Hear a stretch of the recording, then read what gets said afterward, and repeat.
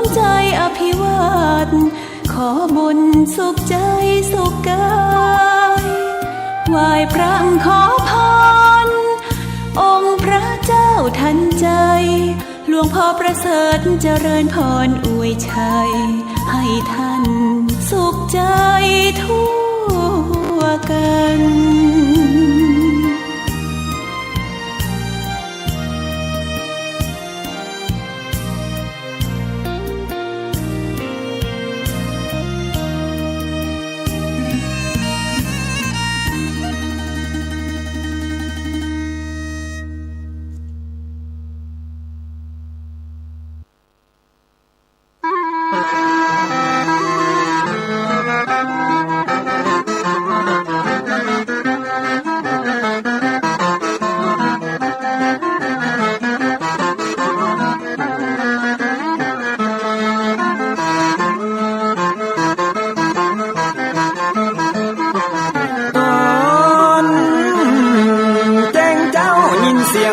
ขันก่อนที่ตะวันจะขึ้นขอบฟ้า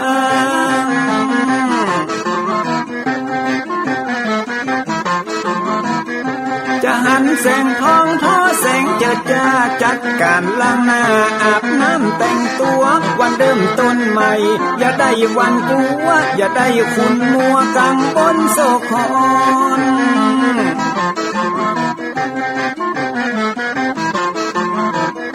อย่าเอาน้ำคุณมาขังคอนอย่าเอาน้ำฮ้อนมาลวงหัวใจฮ้อนอ้วมอารมณ์คุณคองตอนฮับวันใหม่นี้น้องขอได้น้อมเอานำทำคำสอนของพระชินวรประเสริฐเลิศล้ำ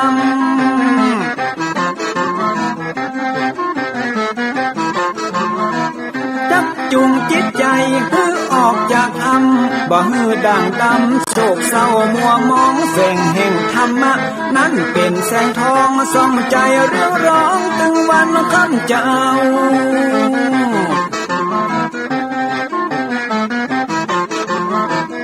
เอาศีลมานำเอาธรรมมาเฝ้าเพื่อจิตใจเฮาจุงเย็นฝ่าฟันทุกเห็นต่อไปหน้าจะบ่ไหววันแต่เนิ่นเจิญพี่น้องมาฟังรายการธรรมะเบิกบานตอน6 โมงเจ้า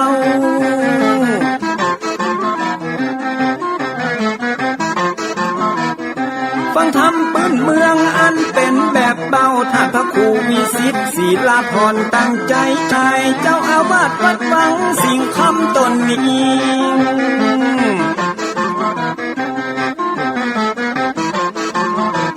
อนุรักษ์ของเก่าล้านนาก่อนกี่คือลูกหลานเฮาดีเกิดมาใจกันรักษาของดีเก่าเกลือได้อยู่กู้ถิ่นล้านนาฟังทำแล้วของแผ่วจิตใจเหมือนป่าอยู่ในนาทีนั้นน้ำ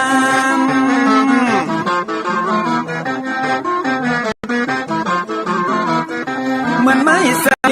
อันมีไม้กำเหมือนเสืออยู่ธรรมดงดอยคุณเขาสุขของมนุษย์ยิ่งใจหมู่เฮาสุขที่ได้เอามะห่มตุม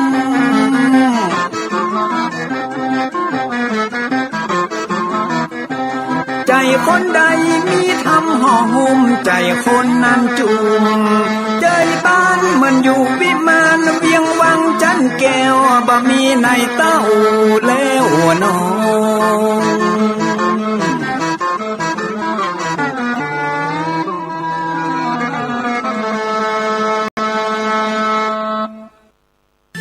ก็ขอยกมือ10 นิ้วกราบนอบน้อมอย่างพระติรัตนแก้วโตตั้ง3 ประการอันมีพระพุทธพระธรรมพระสงฆ์อันเป็นสรณะที่เปิ่งที่เคารพนับถืออันสูงสุดในชีวิตกราบคารวะแตบไตไหว้สาปารมีธรรม พระมหาเถรานุเถระเจ้าคณะพระสังฆาธิการภิกขุสงฆ์สามเณรจุตนจุองค์โดยความเคารพเจริญสุขเจริญปอนปอออกไม่ออกศรัทธานาบุญตินจองห้องวัดจุหนุ่มเท่าใจยิงก็ขอน้อมต้อนรับทุกท่านเข้าสู่รายการมรดกธรรมกำเมือง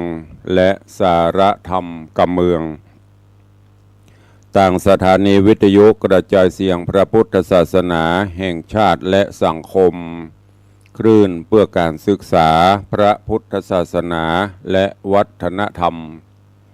คลื่นพระพุทธศาสนาและจริยธรรมส่งสัญญาณออกอากาศต่างสถานีวิทยุวัดฝ่ายหินตำบลสุเทพอำเภอเมืองเชียงใหม่จังหวัดเชียงใหม่ในระบบคลื่นความถี่ FM 104.50 เมกะเฮิรตซ์สถานีวิทยุคลื่นพระพุทธศาสนาและจริยธรรมในความอุปถัมภ์ของมูลนิธิพระบรมธาตุเจ้าดอยสุเทพส่งสัญญาณกระจายเสียงในระบบคลื่นความถี่ FM 96.0 เมกะเฮิรตซ์พร้อมกันนี้ก็ขอยกมือ10 นิ้วกราบถวายการต้อนรับและเจริญพรต้อนรับครูบาอาจารย์ท่านเจ้าพระเจ้าประสงค์องค์สามเณรตลอดจนปอออกแม่ออกศรัทธานาบุญ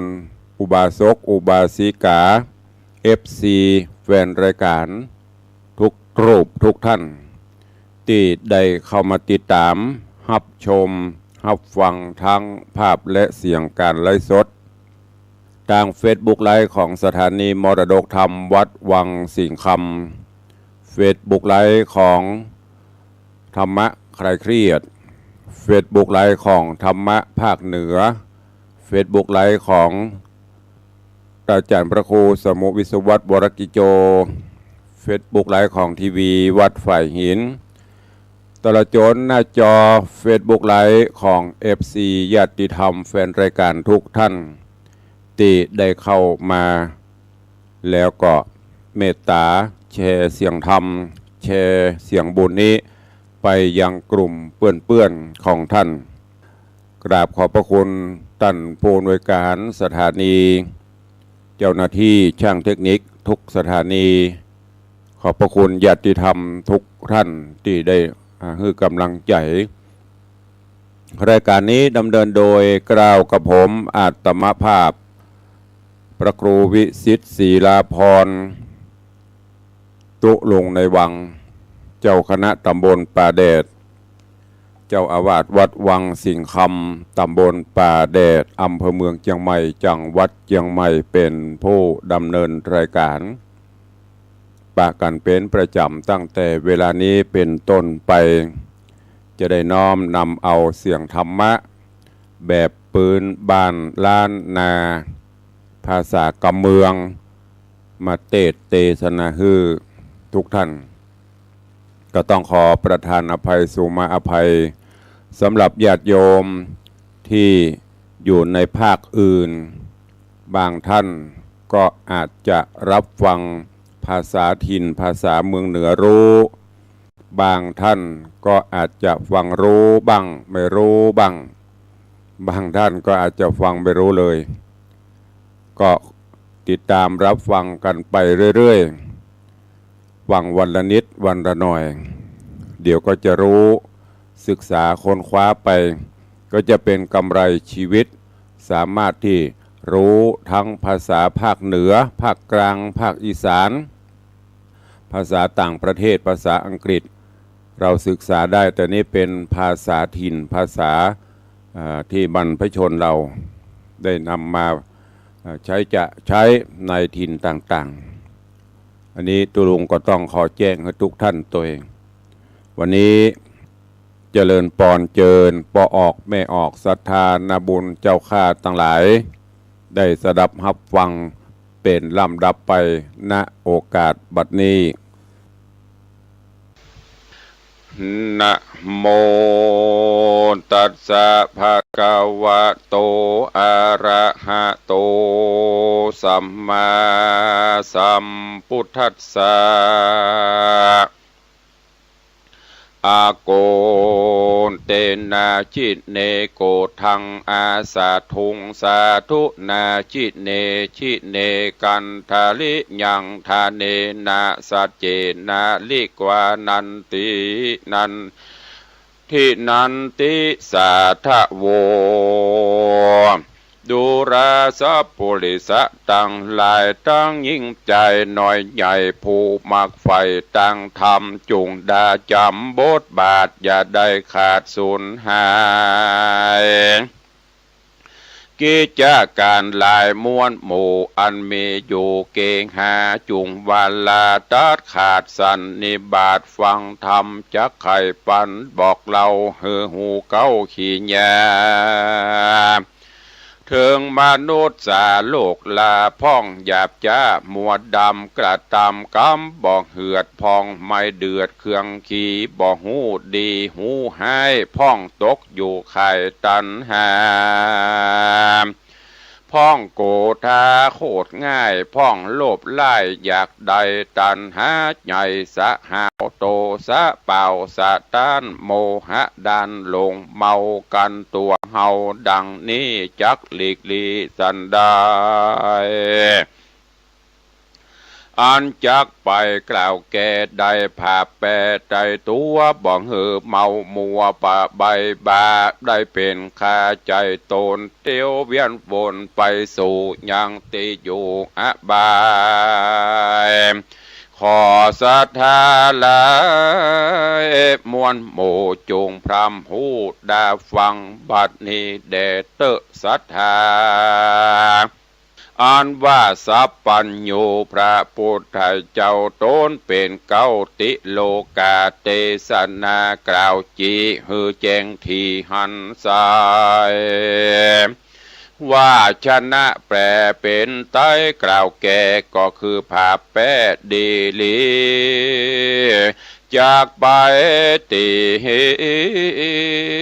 ลบภาพคาศึกหยาบ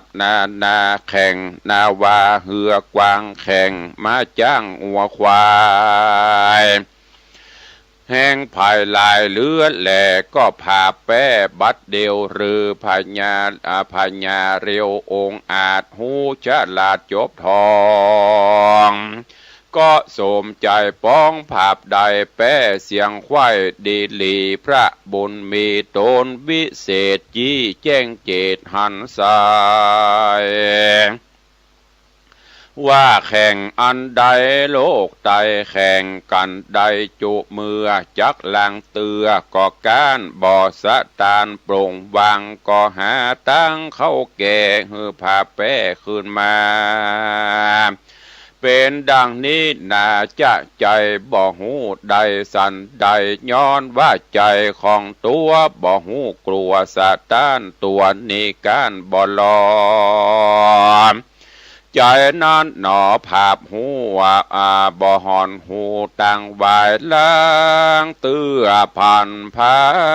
ยติ้วไตตั้งถอยไรมัวดำย้อนตัวธรรมบากราหยาบเข้ามาภาพไปในฮืดลงไหลลิงลูเข้าไปสู่อเวจี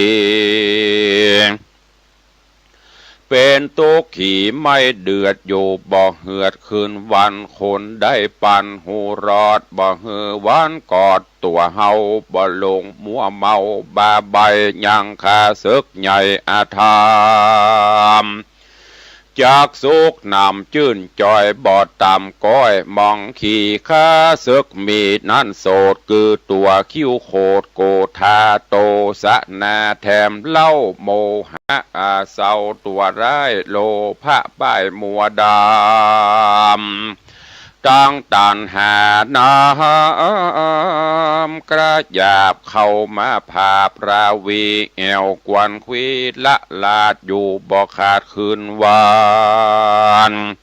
จากภาพแป้มัน นั่นใส่พระที่ใบสัพปัญโยต้นเป็นครูแก่โลกดับทุกโศกมันภัยเทศนาใครกล่าวแก่ว่าอัตตาหะเวชิตังไสโยการภาพแป้ใจตนเป็นมงคลเลิศดาลำเลิศป่าฮือเกิดโภกาใจนั้นนาหากเป็นนายส่วนรูปกายนั้นใส่เป็นข้าใจดิลีกันซึกมีกระยาบเข้ามาภาพในใจ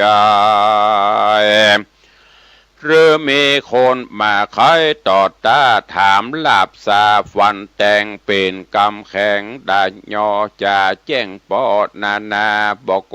ถ้าโคดกราโตสะหยาบจ้าตัวหานป้าฮือมาปานของได้โอดจะไว้สันดีแม้นจักมีคนบาปใจกระยาบกาลีมาบุบตีถูกตองใจแห่งห้องกาญาบอกโกถ้าโคดให้ตีตอบคลายกับตีตอบสายกำใดเต้าอดใจตั้งมาอานาเกิดจอดด้านไปยาวบ่อสะหาวสวกราว่าคนต่อตากับเฮามีพระญาเบาลำหมอกกึดบ่ออกใจตานตัวแห่งมันนั่นสายเป็นคนถอยไล่ปาลามันจริงมาแจ้งป้อยบุบตีต่อยกับเฮาโอดบันเตาไว้ได้บ่มาดไม่มัวดาม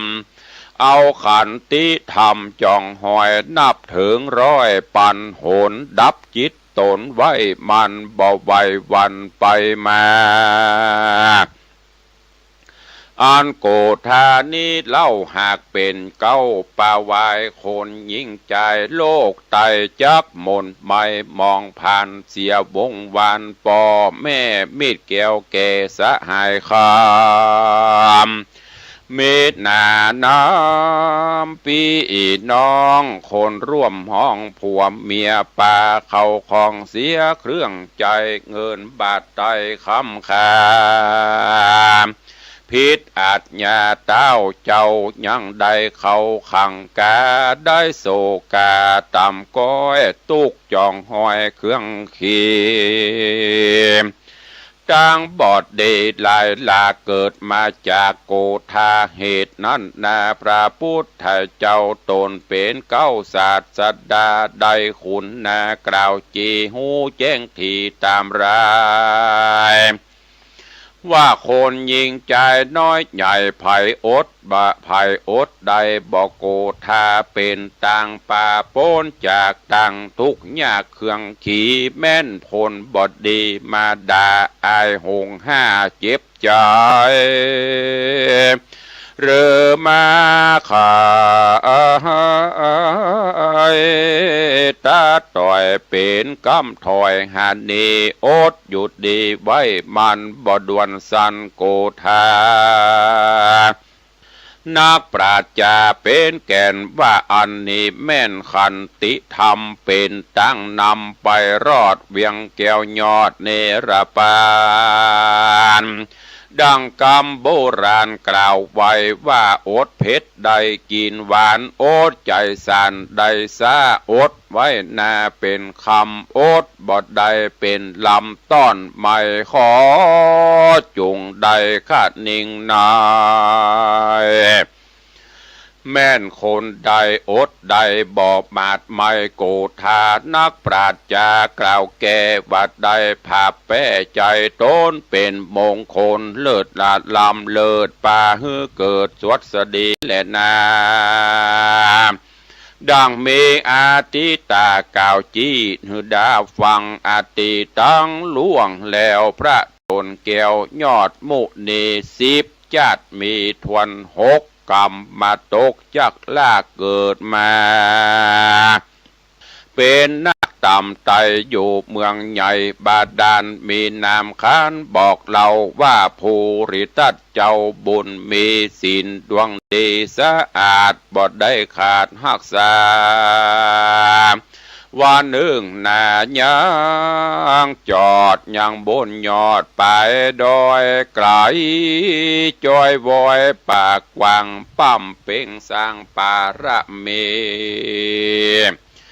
หวังได้สู้ขี่ไปนากลำตัวกล้ามาไขว้ก็มีพรานใหญ่หมองูเป็นศัตรูตัวหายเตียวต้องพายเล็งหานหรือพายผ่านเข้าไกลยับเอาใส่กังการีบนำปลาบ่อจะลัดข้ามป่าดงดอนสู่นกรเวียงกวางมีชื่ออ่างว่าปาราณสีส่วนเจ้าบุญมีนอนเล่าห้อนไม่เอาเครื่องกาย้อนเข่าเขขาข้ามขาตีนย่ำนาและลังเป็นทุกขังบอดน้อยน้ำตาย้อยลำลายเจ้าโอดใจมักอาโสดบอกคิวโคดมาบอกฮือคิวโคดมาปานกันโกทหารไม่เดือดมาบังเกิดในใจเท่าจังไหลใบบอดจากถูกกูตอดเป็นผีบอดดาบอเป็นดีสักหยาดศีลสะอาดดวงใสเตียงขาดไปด่างพร้อยได้ตำก้อยเครื่องกาเหตุนั้นนาตัวเฮากวนบันเตาโอดไว้บอกโคดไม่เครื่องขี่แม่นเขาจักตีหรือฟาดดาจักขาดใจตายขันตีลายโอดกลั่นบอดด่วนสันโกธาเอาเมตตาเขาโพดเฮือคิวโคดนี้หายกรุณาลายจุเมื่อใจไฟเอื้อยินดีอุเบกขามีลำเลิศป่าหือเกิดเจยบานบุญสมปานจ้วยก้ำได้ล่วงลำโอนตารายปาละมีลายเลิศแล้วได้นั่งแต้นแก้วเป็นสัพปัญญูส่วนหมองูบอดใบกะตำบาปเลือลายการมันตายจิตขาดสติวิปลาสเวโวนก็เอาตนมกใหม่ที่ลุ่มไตอเวจีเป็นทุกขี่ไม่เดือดอยู่บ่เหือดคืนวันและนาแถมประการหนึ่งใส่คนน้อยใหญ่ยิ่งใจโลภะลายเกิดตองในแห่งห้องสันดานมันเป็นมันตัวให้ลงมาลงอยู่ไข่อานาเนียปาราบอดใบโลภอยากได้ของเขาลงมัวเมาบอกขาดตันหาปาดบังอามมืดมัวดำถอยร้ายไฟเอาไม้เผาใจหืดหลงลายข้ามเจ้าฮ้อนไม่เอาคืนวันไฟบ่มีควันแต่ใส่แต่ฮ้อนไม่เหลือแห้งฐานไฟแดงว่าฮ้อนนักหน่วงคอนเหลือหลายถูกต้องกายคนเฮาฮ้อนบ่เบานักแก่หากฮ้อนแต่หัวตีเอายาดีเข้าใส่ฮ้อนแสบไม่ก่อนนี้หายส่วนตันหาหลายนั้นใส่ฮ้อนเอาไม้นำนาบ่สั่งซาสักเตื้อไม่จุเมื่อคืนวานจักภายพันจักผาเป๊ะมันดันเราจูงตัดลากเงาหัวตีตัดตันหามี จิเลสตัวเก่าเหตุนำปาบ่ฮือมาอยู่ไกลฮือเผาเอาไม่ไปในกันมันจังไรตัวถอยมาจองหอยได้ตนจิตกังวลอยากได้จุงเฝ้าไล่มันนี้กันตันหามีเกิดตองในแห่งห้องหัวใจรีบเร็วไวห้ามไว้อย่าเฮือใดมีมานักปราชญากล่าวแก่ว่าเฮาพาแป้ใจตัวบ่เมามัวลายหลากได้โป้นจากต่างผ่านแถมประการหนึ่งใส่คนน้อยใหญ่ยิ่งใจโมหะลายถูกต้องในแห่งห้องอินทรีย์จิตบอดดีปั่นบาปาเป็นฟ้ามัวดำบ่หันทำวิเศษย้อนกิเลสบังตาไฟตันหากรรมสะเอาราคะเอาตังจะจักอยู่ในลุมร้อนนักหน่วงคอนนำนาดังดอยปัปปัตตานั่นใส่เต็งนิบไว้ดีลีพระมุนีตนวิเศษจี้แจงจิตหันกลายเตสะนาไข่กล่าวแก่ฮือผาแป้ตัวมันฮือได้พันมวยมอดบ่ฮือรอดขึ้นมาโลภะนาทวนทีมาหุ่มหีใจเนวใจนั้นเหลวอยากได้ของน้อยใหญ่เข้ามาจุงมีศรัทธายังเชื่อใจไฟเอื้อยินดีเข้าของมีสละออกเอาทำฟอกไปนายฮือดานจะไปจะใจภาพควายศัตรูอันมาจูมากนาฮือมันกวาดลานีราคะมีลายแลมารุมแผ่ในใจไล่นีกระอย่าอย่าเป็นข้าตัวมันตันหาวันจองห้อยจากตามก้อยเครื่องขี่กันเฮาข้าการราคะมีถอยไล่ก็จักได้เครื่องการโกธาคิวโคจักมีโตดหลายประการโตสะหันมาเข้าจากมืดเศร้ามัวดำโมหะนำลิงข้ออ่อนจากลุ่มร้อนป่านไฟกวนนี้ไกลอยากไกลบ่หือมันได้มีมาและนาตาสมาสาทะโบเหตุนั้นใส่คนน้อยใหญ่ยิ่งใจแม่นใจหมายไฟหอยใครชื่นจ้อยสวัสดีได้สุขีจัดนี้หรือตายจากนี้เมืองโคนนาได้เกิดโบโฮโอโฮอนจันฟ้าจุงโอดโคดกล้าโกธาแม่นมีคนมาว่าให้บ่ตอบสายแต่นกรรมบ่มัวดำโคดไม่โอดไว้ได้สันดีสติมีนานำปัญญากว่าตามหลังระมัดระวังจุดานฮือผ่านยานกรรมบาปอันกระยาบนานักปราชญาเป็นแก่นว่าอันนี้แม่นกองธรรมแป้ต่างดำเอาไม่มันถอยไรจูประการภาพแป้มานเมียนจอดนับเป็นยอดมงคลยกเอาตนโป้นจากต่างทุกข์ยากสงสารได้เจยบานบอกขาดตั้งแต่จาดปัจจุบันกันดับขันกระภาคตายละจากเมืองโคนย่อมเอาโต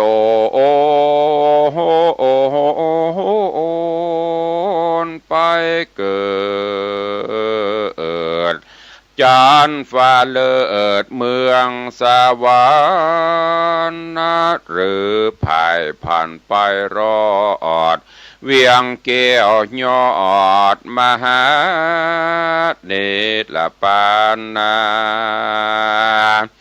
มูลลาดศรัทธามวลหมู่อันพรำอยู่ฟังธรรมได้ดาจำแต่เก้าตราบต่อเต้าถึงปลายจุงจำหมายชื่อไว้เอาเป็นไม้ไต่ซ่อนตัวเอาเป็นหัวไก่รอดได้โป้นขอดภัยมานสักยศใหญ่ก็บ่ใจได้ล่วงโป้นความตายเกิดมาสุขทุกข์สบายก็จักตายเหมือนกันจุผูบอกว่าต้องสู้ม่านเงี้ยวเจ๊กฝรั่งมอนไทย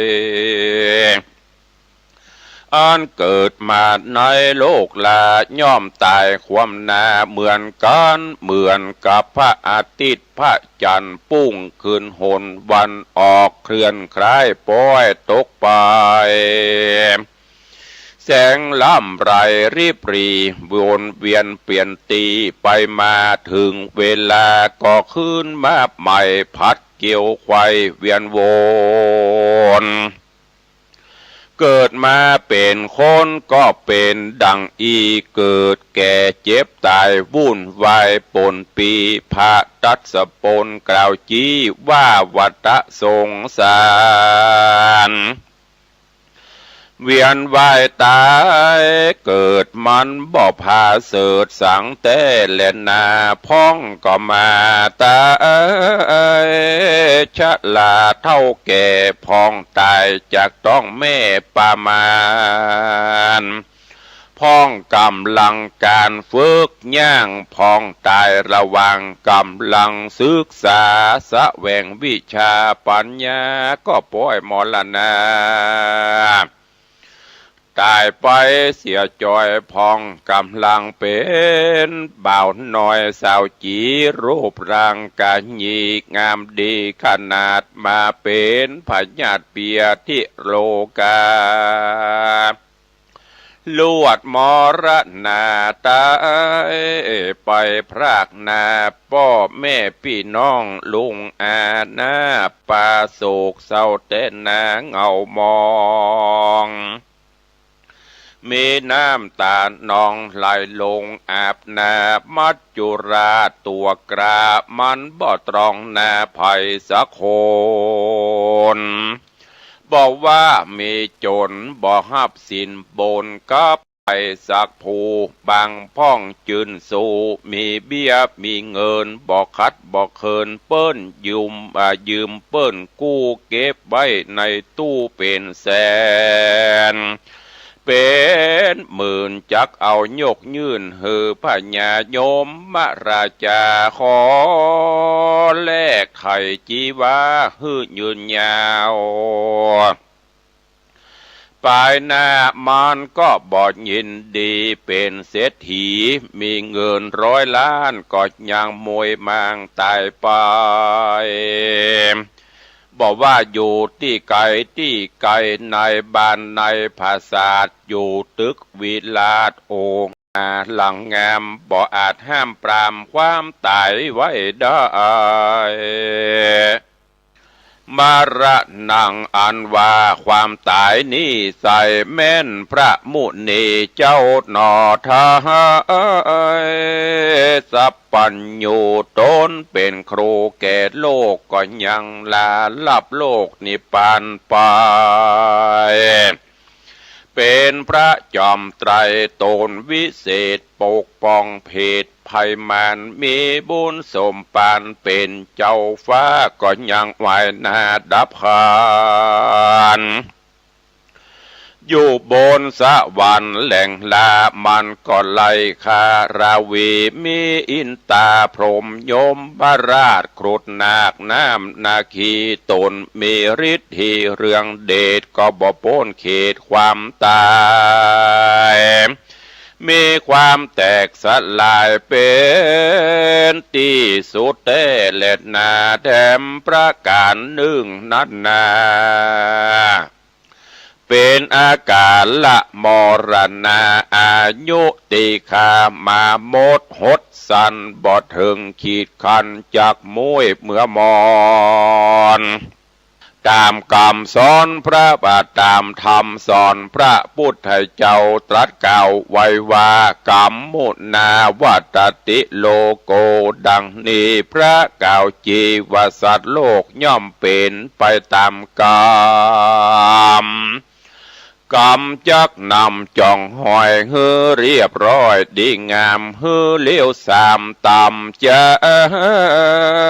ฮือความนานอวามวายสุขสบายทุกยากเพราะกรรมมาวิบากปามาบุพจาตก่อนสร้างความเลือดร้อนสร้างความเดือดร้อนมากลวงลาย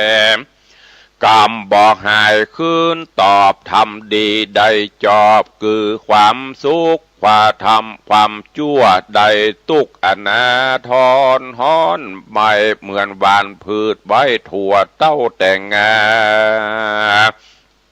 ผลตีออกมาเป็นถั่วงาแต่งเต่าอุปมาเนเหแล้วสันใดอุปไมยกรรมเป็นดังดีที่ได้เทศนามาบัดนี้นะมูลลาดศรัทธาที่ มูลลาดศรัทธาที่คนเฮาบ่ฮู้เรียกว่าอนิมิตธรรมที่เขาครอบงำสัตว์โลกบ่ฮู้ทุกโศกโศกาข้อหนึ่งนันนาชีวิตความเป็นอยู่ต่างจื่นสู่เจยบานสุขสำราญค่ำเจ้าบ่โศกเศร้ามองเงามีเขาของเหลือใจดูตั้งใดเตตานบ่ทุกข์พรานเดือดไม่ขัวเครื่องใจโถมทองทรัพย์สิ่งของมากปอมีตึงล้อรถยนต์มีคนสรรเสริญเยินยออยู่ไปบ่ปอเมินชิบหายไว้เสียงหน้ามองมนเมียงพ่อการกระทำเอาไปจำนำแลกเงินไว้ใจเพราะความอยากได้โลภะตัณหาถูกอวิชชาปิดบังห่อหุ้มใจป่าใจเปิ้นบอกกุมเป็นนี่เป็นศีลเลยเป็นกวงเบาเวนแปดเปียงดังบาย้อนบอกกึดหลังระวังไปนะมากตกต่ำจ้าที่ลนจะไปโตดบุญบ่อนนุนจ้วยกรรมลงต่างโลกล้ำมักลืมตัววันนี้ยังใครหัววันพูกนอนร้องไห้เปิ้นสอนสั่งไว้แน่นอนสัจจาเป็นสัจธรรมพระพุทธเจ้าขอศรัทธาป้อออกแม่ออกแก่เท่าจุงพิจารณาตั้งฝูงอาเด็กขาดนุ่มหน่อยองค์พระยอดซอยว่าอนิมิตธรรมฮือกวนโจดจำน้อมนำกราบไหว้ขออย่าได้ประมาทลาสาคนเฮานี่นาเป็นไปอย่างอีจริงได้เตจีมานีและนากาละเวลาวันคืนล่วงลับนับวันเป็นเดือนนับเดือนเป็นปีตามวิธีโคจรของโลกมีเคราะห์มีโจกหมุนเวียนเปลี่ยนพันภัยบ่อาจหู้ชีวิตไปนาอย่ารออยู่ท่าวันพูกวันฮือสลืมสลือคือความประมาทมันใส่บาตังบุญไว้เป็นต้นทุนเสบียงไปในภาคนาเมื่อคนมันกล้าย่อมได้กำให้อายุและวัยมันบ่รออยู่ท่าอย่าอ้างว่าปีนี้และปีหน้าก้อยไปวัดไปว่าพ้องเท่าจะลาเกิดมาปังเป่าแก่เพราะกินเขาเท่าเพราะปีวันเดือน เท่ามาลังตันหาพระโยจะนะสั่งบทใดจากนบกราบไหวพระสงฆ์องค์เน้นยกของน้อมเกณฑ์บ่เป็นบ่ถูกปุ่นมาอายลูกเกิดมาทีหลังบางพ้องก็ได้บวชเป็นน้อยเป็นนานก็ยังหาแก่นสารสั่งบทใดเฮียนหูทำไว้บ่ดอกบ่ได้หานโคนปล่อยไหลไปลบหลีกลี่เพราะกลัวเปิ้นเอิ้นจีไปเป็นอาจารย์ลาธนาศิลธรรมพุทโธธรรมบังหันมาอย่างอีบ่ใจจำจีกล่าวว่าฮือภายมนุษย์เฮานี้สายหูวันเกิดบ่หูวันตายเจ้ากะว่าง่ายควายกะว่าบายมันบอกเขาขายมันบอกเขาขายเหมือนรับฝันหานเมื่อคืนเมื่อวันประกันบอดใดพ้องตายเป็นไข้หวัดไอพ้องตายเปิ้นล่อลวงไปค่ำคาตามีตั้งหน้าพอหน้าบ่หานวันติดวันจันทร์บ่มีกำหนดตายตกรถจนรถความตายเร็วด่วนล้ำเลยตายเป็นผีสั่งเวยชีวีเป็น10เป็น100หน้าดีต่ำก้อยน้อยอกมองใจมีอุบัติเพศภัยรอคอยอยู่ทาพ่องไปบนฟ้าขึ้นขี่เหือบินเหมือนไปเมืองอินสวรรค์โลกลาเอวหานางฟ้าในเทพนิยายชีวิตวางวายตายกันปนปีพระกล่าวจี้ว่าอาเจวะกิจจะมาตับปังโกนชัญญามะละนังสุเว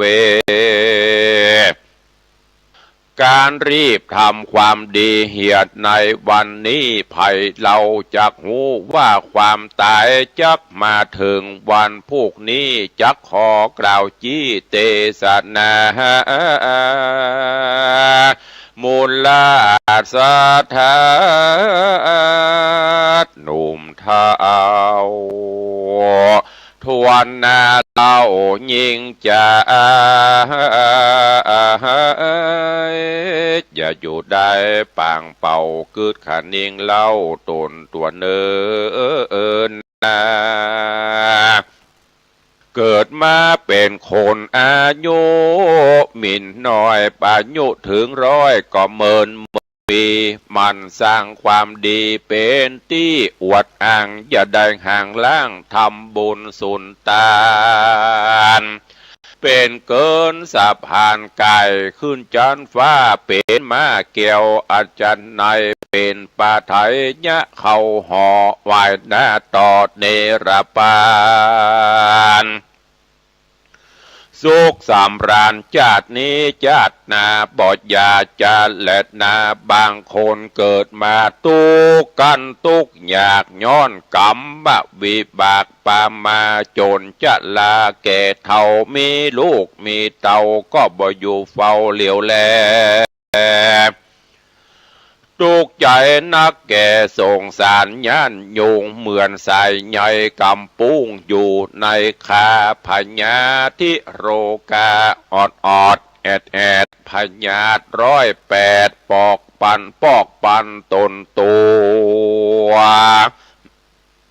เป็นลมเจ็บหัวปวดเขียวเป็นปากเบี้ยวกลางกลับเป็นโรคตับโรคปอดตามืดบอดมัวฟางเป็นข่างสร้างปุ่มใหญ่เป็นต้องตาใกล้บวมปอ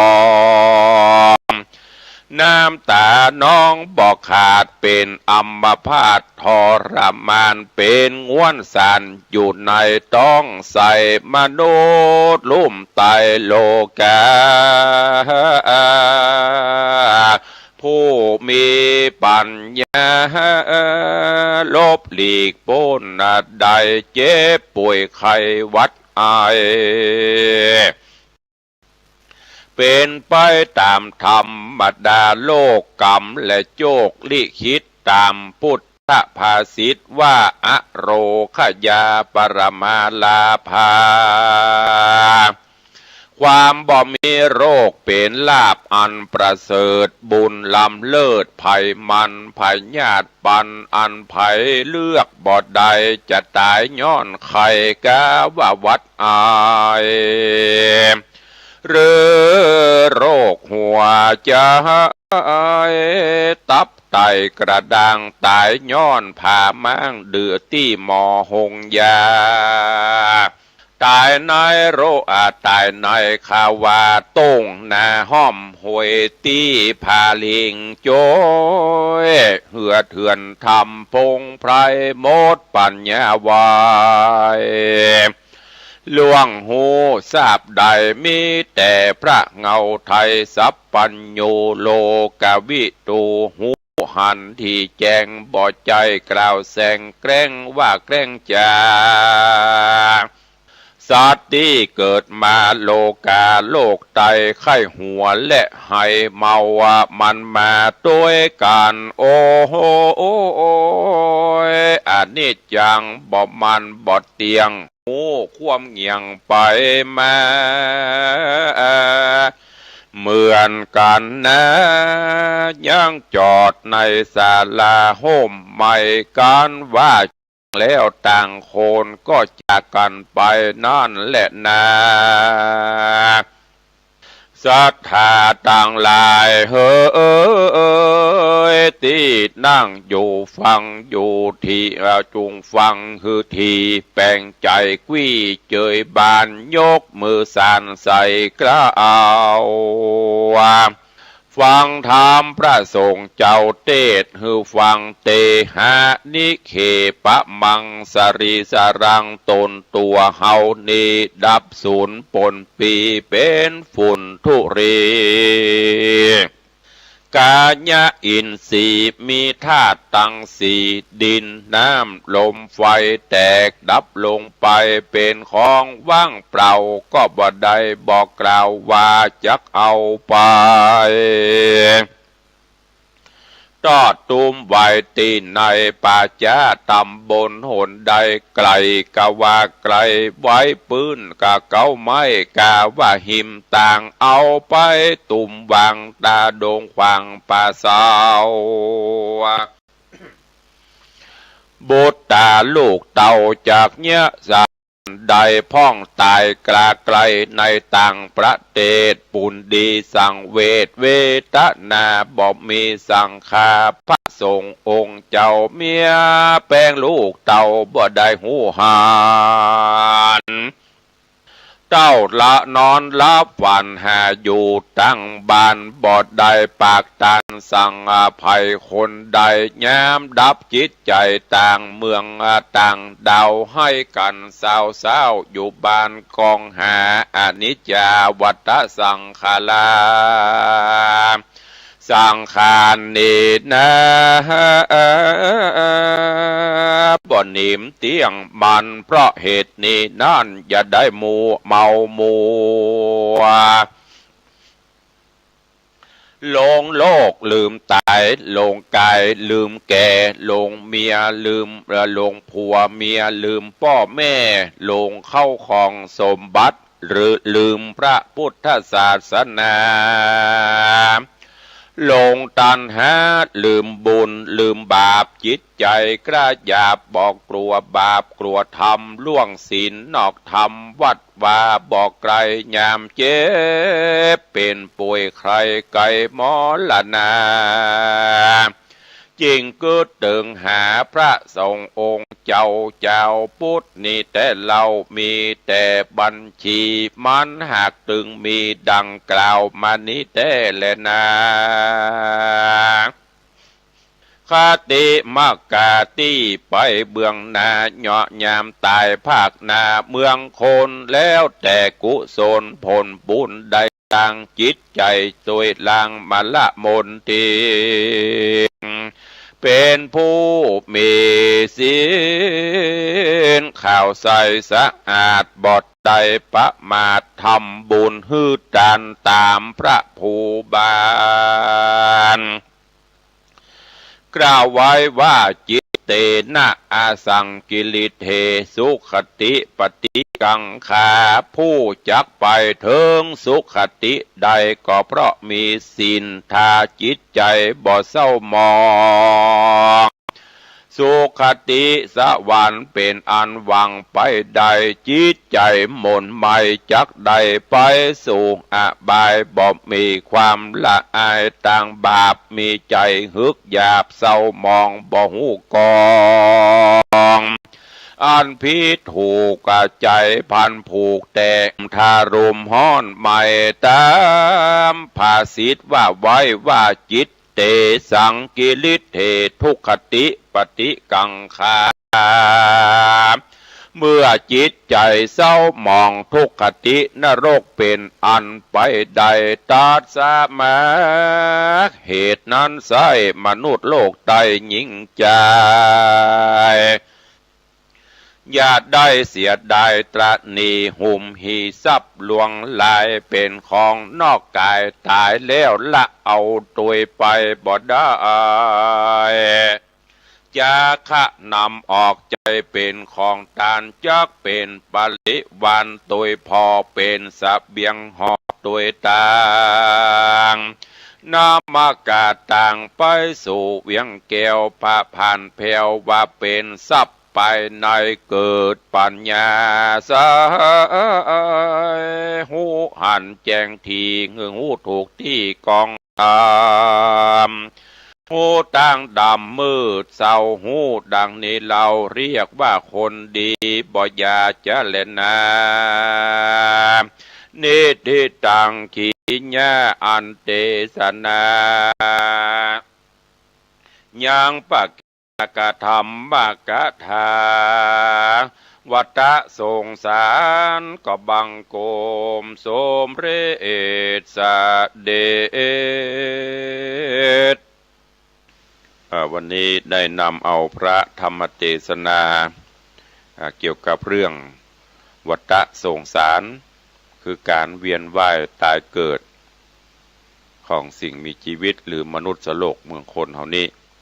มาอุจาเทศนาฮือท่านทั้งหลายได้รับฟังก็หวังว่าคงจะเป็นข้อคิดเตือนจิตเตือนใจคือท่านทั้งหลายน้อมนำไปคิดพิจารณาอย่างในธรรมเพิ่นบอกว่าอานิจจังทุกขังอนัตตาเฮาท่านทั้งหลายก็ได้ยินมาจน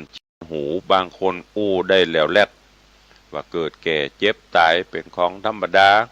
อันนี้จังทุกขังอนัตตาบ่เที่ยงแท้แน่นอนบ่เจตัวบ่เจตนฮู้แต่ว่าเฮาบ่ได้เอาปฏิบัติเปรียบเสมือนเฮามียารักษาโรคภัยไข้เจ็บได้ชะงักแต่เฮาบ่กินเมื่อเฮาบ่กินโรคมันก็กำเริบฮู้ว่ายาหม้อนี้ต้มกินแล้วหายเป็นโรคนั้นเป็นโรคนี้หรือยาโรคอันนี้ เป็นยาอายุวัฒนะกินแล้วอายุจะมั่นขวัญยืนแต่เฮาบ่ได้แปลงกินเฮาบ่ได้พอบ่ได้ซื้อมากินมันก็บ่มีประโยชน์ฉันใด เฮาฮู้หลักศีลหลักธรรมอย่างที่ทุเจ้าก็ดีครูบาอาจารย์ท่านเจ้านักปราชญ์ราชบัณฑิตเปิ้นก็ชี้แนะชี้นำเฮาอยู่ตลอดว่าศีล5ข้อตั้งแต่ข้อ1 2 3 4 5เปิ้นเตือนสติอย่างพ่องเปิ้นห้ามยี่อย่างพ่องถามว่าเฮาตั้งพุทธศาสนิกชนเฮาฮู้ก็ฮู้หมดว่ากันได้หมดแต่เฮาบ่ได้น้อมนำไปคิดพิจารณาเฮาบ่ได้เอาไปใช้ประโยชน์มันก็จึงบ่บังเกิดขึ้นมีดมีจะคมปานใดถ้าปล่อยให้ขี้เมียงขึ้นเกาะขึ้นกำประเมินมันก็มีดนั้นก็บ่คมหรือมีดมีมีดคมกริบแต่เฮาบ่ได้ใจเอาไปฟันไปตัดอย่างมันก็มีบ่ได้เพราะฉะนั้นศีลธรรมคำสอนของพระพุทธเจ้าเนอะเบญจศีลเบญจธรรมตั้งแต่ ศีลธรรมอันเป็นหลักมนุษยชาติเป็นหลักที่พุทธศาสนิกชนเฮาจะต้องมีและปฏิบัติกันโดยเฉพาะศีล5ข้ออันเป็นศีลเบื้องต้นก็ขอให้เฮาท่านทั้งหลายมีแล้วก็นำไปใช้ในการประพฤติปฏิบัติ อย่างที่เคยได้บอกที่ครูบาอาจารย์เปิ้นเคยได้เล่าได้อู้ให้ฟังว่าศีลธรรมไม่กลับมาโลกาจะวินาศมันเหมือนแต่บะแต่ตั้นทั้งหลายก็ลองไปคิดพิจารณาเขาจะได้ยินบ่นกันอู้กันยุคนี้สมัยนี้ ไปโตดไปตาว่าศีลธรรมเสื่อมศีลธรรมเสื่อมจริยคุณธรรมจริยธรรมเสื่อมตั้นทั้งหลายสิ่งเหล่านี้บัดเสื่อมจากโลกคุณธรรมจริยธรรมมันบัดเสื่อมแต่อย่างที่เขาครับคุณธรรมคือตัวเก่านั่นแหละเป็นคนไปทำหลักศีลหลักธรรมของพระพุทธเจ้ามาถึง 2,600 ปีปลายเข้ามานี้แล้วบ่ได้เสื่อมสลายไปแต่มนุษย์สยชาติมนุษย์คนเฮาต่างหากเสื่อมจากศีลจากธรรมปล่อยกิเลสความโลภความโกรธความหลงความมัวเมาหลงละเลงในลาภยศสรรเสริญเจริญสุขมีเต้าอี้บ่ฮู้จักปอเสาะหาหนอเข้ามาเติมมาแถมเพิ่มความทุกข์เพิ่มความสนองกิเลสตัณหาขึ้นสุดท้ายก็ทุกข์อย่างที่ ครูบาอาจารย์เพิ่นเคยเตือนที่ทุกเจ้าเคยอู้ฟังบางคนเก็บไว้แต่เนอจะกินก็กลัวผานจะทานจะทำบุญก็กลัวเสี่ยงเก็บไว้จนบ่กินบ่ผานลาบลาเจ็บอดแอดซื้อยามากินเหียหงยาก็บ่เข้าหงยาก็บ่ไปบ่ปบบ่ปะหมอที่ไหนได้ปลดเกษียณหรือว่ายามบัดตันเกษียณ58 59โรคภัยเข้าลุมเล้าสตางค์ที่เก็บเอาไปยุกไปยาตัวเก่าหมดเพราะทรมานสังขารบางพ่องทำงานหามรุ่งหามค่ำบ่พักบ่ผ่อนก็หวังว่าจะสุขสบายไปหน้ามีแล้วใครมีแหมที่เฮาหันประโยชน์หลายๆที่เฮาหันหลายๆท่านหลายๆคนหลายๆรายเพราะนั้นก็เลยเอามาเตือนสติเนอะคือญาติโยมทั้งหลายร่างกายก็พักผ่อนพ่องมีเงินมีทองก็กินเปิ้นกินได้กินเปิ้นตานได้ตานเปิ้นไปได้ไปก็เอาละไม่ต้องไปหวังมันไม่มีเปิ้นหมื่นล้านแสนล้านอย่างเปิ้นยิ่งมีนักก็ยิ่งตุกนักมีบัดถ้าว่าเปลี่ยนหมื่นล้านน่ะมอกสัก 2-3 ล้านนี่ก็จะตุกละ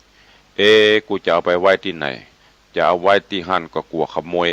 จะเอาไว้ที่นี่ก็กลัวจะเอาฝากธนาคารกลัวธนาคารล่มเนี่ยเป็น power เป็นวิกลวิการจริตออกไปกับอันนี้ไปอย่างกับกลัวเปิ่นมาคุบมาจริงเอาแหมเนี่ยเพราะว่ามันมีกิเลสตัณหาเข้ามาเพราะฉะนั้นคือยึดหลักธรรมคำสอน